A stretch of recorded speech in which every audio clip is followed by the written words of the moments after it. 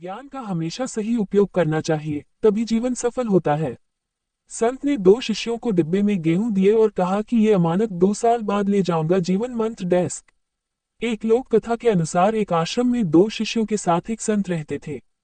संत ने दोनों शिष्यों को अच्छी शिक्षा दी थी। एक दिन संत ने दोनों शिष्यों को एक एक डिब्बे में गेहूं भरकर दिए और कहा कि मैं तीर्थ यात्रा पर जा रहा हूँ। 2 साल बाद वापस आऊंगा, तब ये मुझे वापस कर देना, लेकिन ध्यान रखना ये गेहूं खराब नहीं होना चाहिए। ये बोलकर संत चले गए। एक शिष्य में वह डिब्बा घर में पूजा वाले स्थान पर रख दिया और रोज उसकी पूजा करने लगा।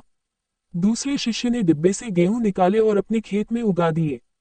2 साल में थोड़े गेहूं से उसके पास बहुत सारे गेहूं हो गए थे।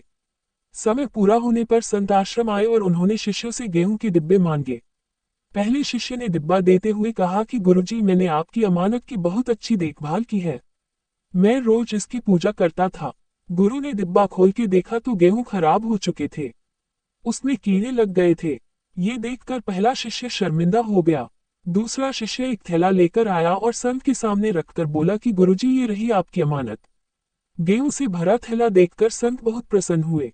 उन्होंने कहा कि पुत्र, तुम मेरी परीक्षा में उत्तीर्ण हो गए हो।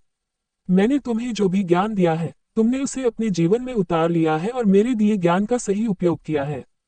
इसी वजह से तुम्हें गेहूं को संभालने में सफलता मिल गई है। जब तक हम अपने ज्ञान को डिब्बे में बंद गेहूं की तरह रखेंगे, तब तक उससे कोई लाभ नहीं मिलेगा। ज्ञान को अपने आचरण में उतारना चाहिए, दूसरों के साथ बांटना चाहिए, तभी ज्ञान लगातार बढ़ता है और उसका लाभ मिलता है। इस कथा की सीख यही है कि हमें अपने ज्ञान को डिब्बे में बंद करके नहीं रखना चाहिए, इसे बढ़ाने की कोशिश करते रहना चाहिए।